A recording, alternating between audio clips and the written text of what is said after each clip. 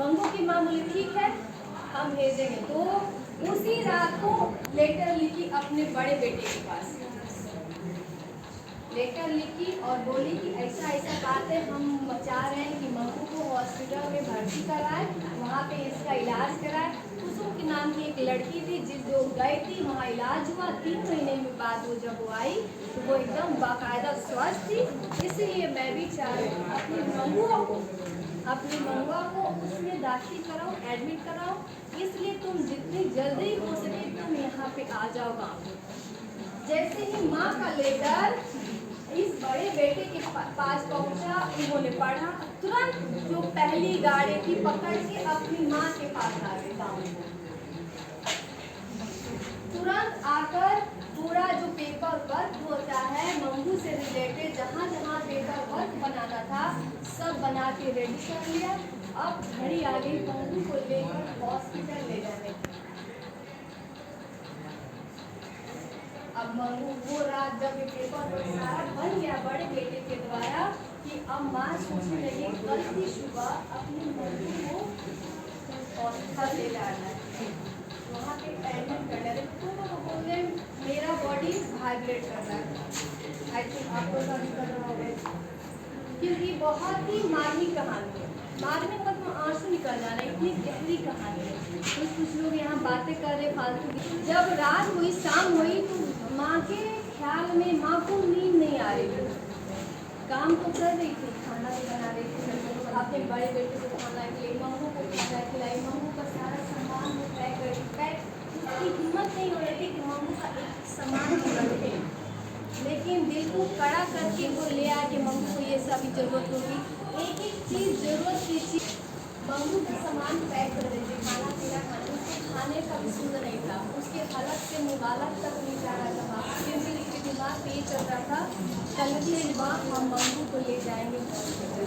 क्योंकि वो हाँ तो भर दी थी, हमें भी भर दी थी कि हम हॉस्पिटल भेजेंगे, लेकिन अभी उसकी आत्मा कह रही थी हम अपनी बेटी को नहीं, अपने जिगर के टुकड़े को अलग अपने से नहीं करेंगे, हम उसके बिना कैसे रहेंगे। बार बार माँ अपने बड़े बेटे के पास जाके रो रही है, बता रही है अपनी फीलिंग्स को।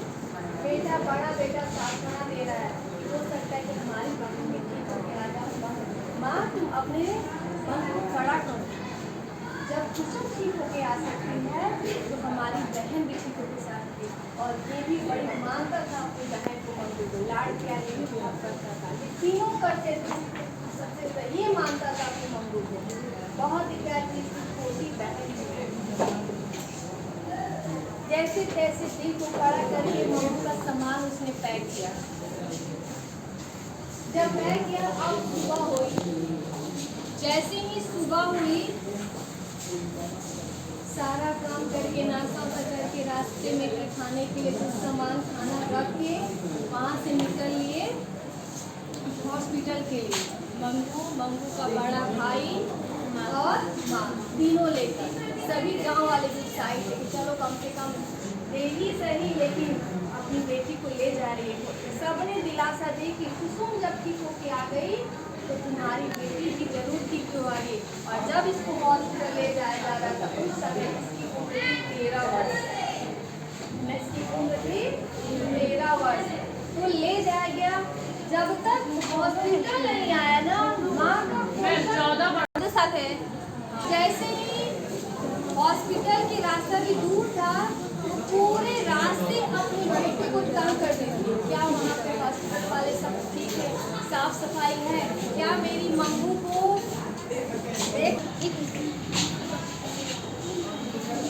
लेने का मकसद। और उसका बड़ा बेटा बड़ा भाई और माँ तीनों जब रास्ते में जा रही थी, रास्ता थोड़ा सा लंबा था, जो हॉस्पिटल के पास गए वो मन में मंगू की माँ के मन में बहुत सारे क्वेश्चन थे।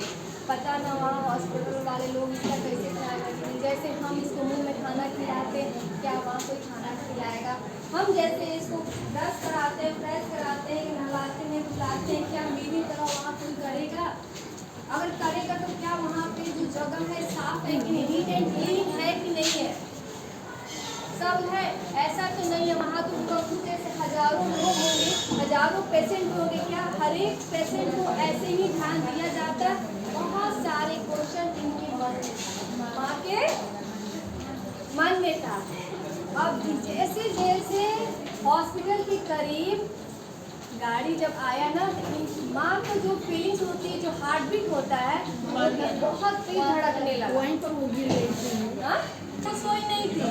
वो चाह ही नहीं रही थी कि अपनी बेटी को हॉस्पिटल भेजे, वो बिल्कुल नहीं चाह रही थी। लेकिन जैसे ही हॉस्पिटल नज़दीक आया, उसकी हार्ट बीट जो धड़कन है तेज हो गई बहुत। और इसका वो उन दोनों को नहीं था, बता भी नहीं रही थी।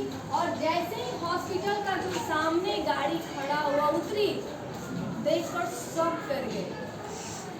उसको हिम्मत नहीं, फैसला कुछ ले लिया। अब अपने फैसले से कैसे पीछे, उसका पूरा मन था कि हम अपनी बेटी को वहाँ नहीं भेजें। इतना प्यार करती थी,